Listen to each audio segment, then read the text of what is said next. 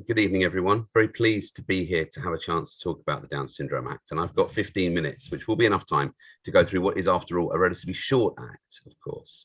And I'm going to be focusing very much today on the wording of the legislation, seeking to analyse what it is that Parliament has required to be done that's different as a result of the Down Syndrome Act. So I'm going to share my screen now so that people can see the Act, hopefully. Here we go. Just close a few things down just in case. Now, hopefully you can now all see my browser.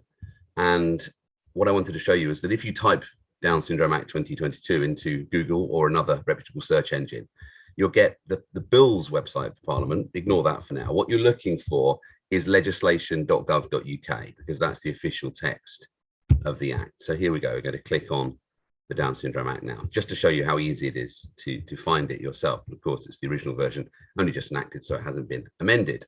If it was amended, you'd be able to click on latest available here.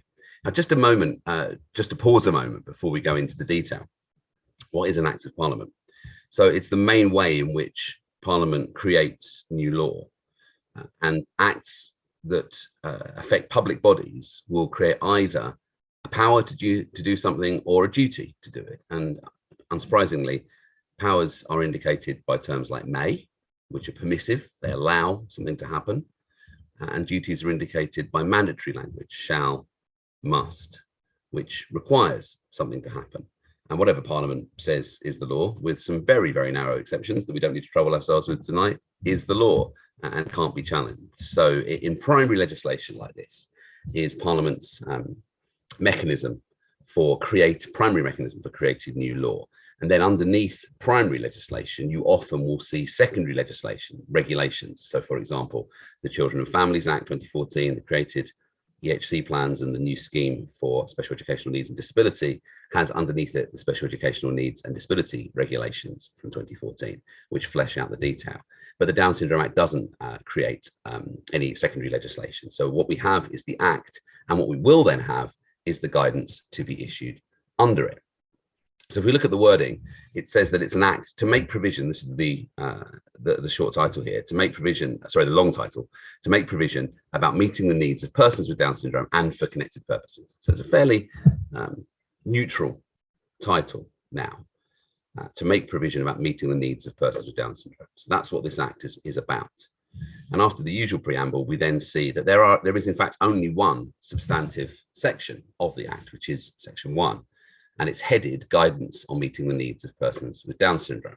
So the substantive content of the Act is summarised here in the title to section 1 as being about the giving of guidance, and the guidance is intended to be about meeting the needs of persons with Down syndrome. And what we see in section 1, subsection 1, is that the Secretary of State, which is a composite term, it's how the law refers to all the secretaries of state, must give guidance. So what the Act does at the very beginning is create a duty on the Secretary of State to give guidance. Who is the guidance given to? It's given to relevant authorities, and that's a term of art, that's a defined term, as we'll see in a moment.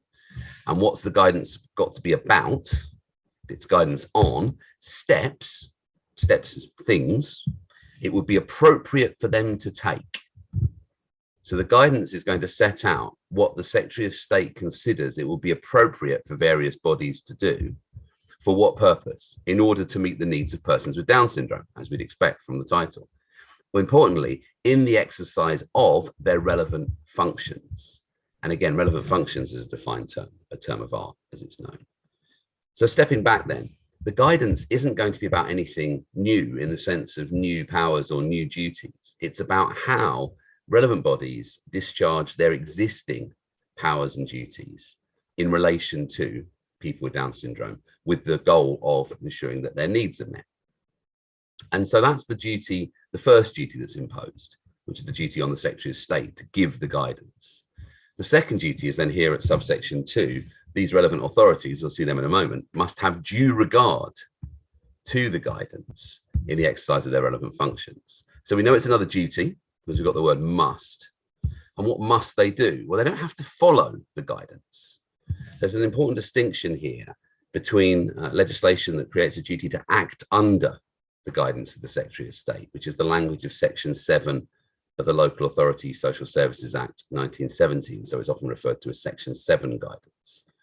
With Act under guidance, for example, working together to safeguard children, the Children's Social Care Guidance, it's well established that bodies who are subject to that guidance have to follow it in the absence of a considered decision that there's good reason not to do so. So they could potentially say, well, we're going to do it differently, but they'd have to positively decide that, and that there's a good reason to depart from the guidance. So it's a really onerous obligation. And in all my years of practice, I've never known a local authority or other body actually argue that in practical terms.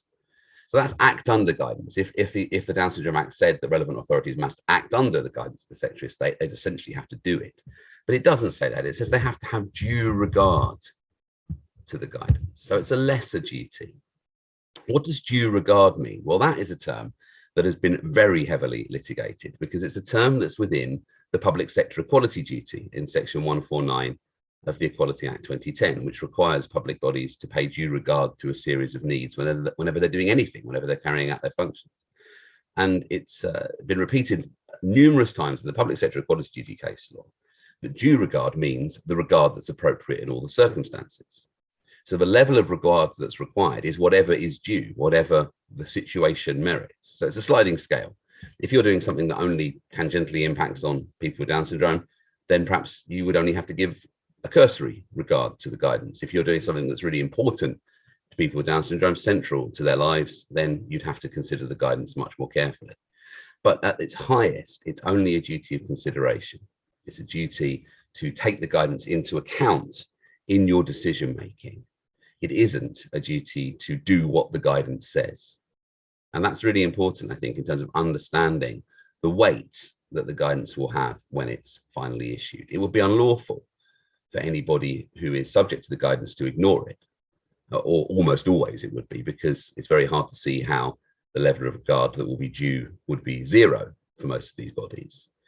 But if they've taken it into account, that's what the law requires. It doesn't require that the guidance is followed. And that's, I would suggest, crystal clear from all the case law on the public sector equality duty, the term that's used here being the same.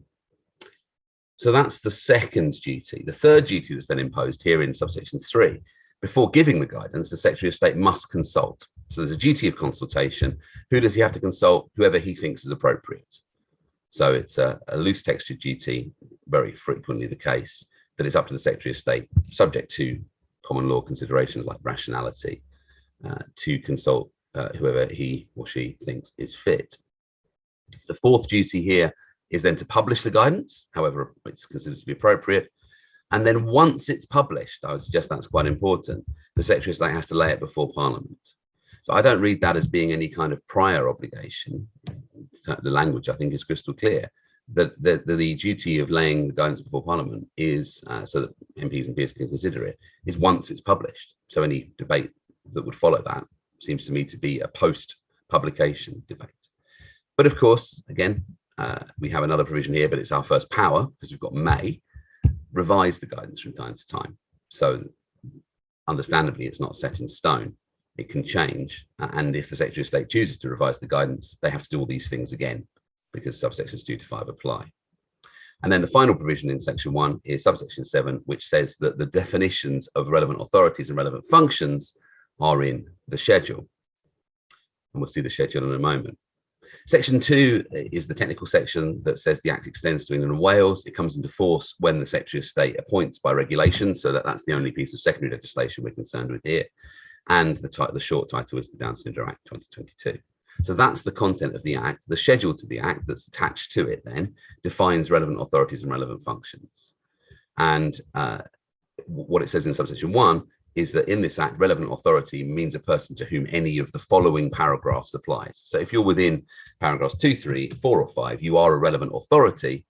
And the paragraphs also then set out the functions which are their relevant functions. So if we see the headings for the paragraphs, we see, first of all, the NHS. So that means you're a relevant authority if you are NHS England, which is the NHS Commissioning Board is its proper title, a CCG, Special Health Authority, NHS Trust, NHS Foundation Trust. So NHS bodies, as defined here, are relevant authorities, and their relevant functions are all of their functions in England. So although the Act applies to England and Wales, in principle, the relevant functions for NHS bodies are only those that are exercisable in or in relation to England.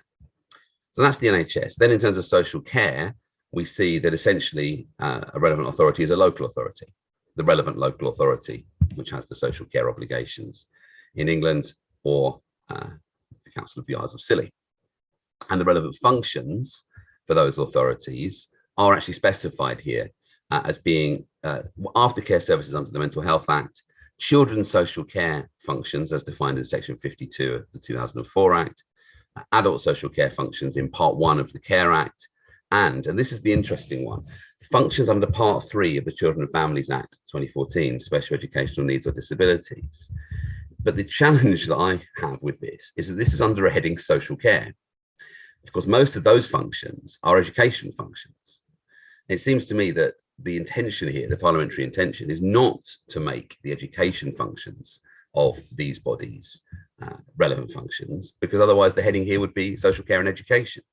And as we're going to see in a moment, there is a separate heading for education. So not entirely clear, but my best guess is that the education functions under part 3 of the Children and Families Act are not relevant functions here, because this is all about social care. Then the next heading, paragraph 4, is housing. And so we see that, again, local authorities, relevant local authorities in England and the Isle of Scilly, and the relevant functions are functions to do with the provision of housing, housing allocation under part 6 of the 1996 Act, and homelessness functions under part 7. And then finally, we have education and youth offending. And so coming back to my theme from earlier, we see this applies to governing bodies of schools in England, proprietors of FE colleges in England, governing bodies of FE, maintained FE colleges in England, academy proprietors, management committees of approved institutions under the Children and Families Act, providers of relevant early years education, youth offending teams, and persons in charge of relevant youth accommodation. So essentially, this is about providers, schools, colleges, institutions, and the relevant functions are then the person's functions under part 3 of the Children and Families Act, which would include, for example, the duty on schools to admit pupils in section 43, where they're named in the Education, Health and Care Plan, or the duty in section 66 to use their best endeavours to ensure that special educational provision is made. But a couple of points here. Again, local authorities are not specified here. So the heading in relation to education doesn't identify local authorities. And those institutions that are identified, the functions that are relevant for the purposes of this Act, and therefore the guidance, are only those under part 3 of the Children and Families Act. So broader education functions under the Education Acts more generally are not caught as relevant functions in relation to the Down Syndrome Act. Does that mean the guidance can't address those points? I think it doesn't mean that.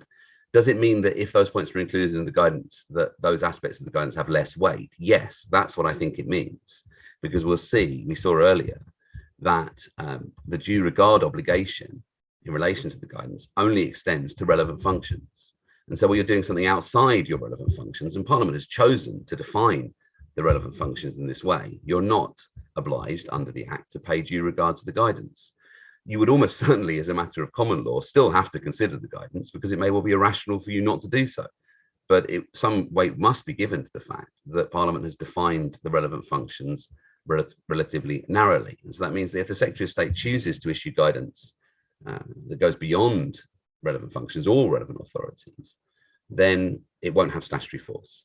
Those parts of the guidance won't have statutory force. And I'd put in brackets there, it seems to me the Secretary of State could have chosen to issue such guidance at any point anyway. What the Down Syndrome Act does is require him or her to issue the guidance, and then gives it statutory force through subsection 2 by imposing this due regard duty. So just turning back now to the last section again, education and youth offending, we see this list of providers, we see the relevant functions defined by reference to part 3 of the Children and Families Act. So that's it, that's the text of the Act. Now, of course, there are much wider policy debates. There were things that were said during the passage of the bill. There are commitments that have been made since the Act was made. As a lawyer, that's not my primary concern. My primary concern is what the Act says. That's the intention of Parliament is expressed in the language of the legislation. And that's what people will look at first to understand what it is that's different as a result of this act. There may well be other very important policy developments. There may well be other commitments that are then realized, or people may have created legitimate expectations by making certain promises. But my brief today was to take you through the wording of the act itself. And that's what I've done. And I hope that was useful and relatively clear.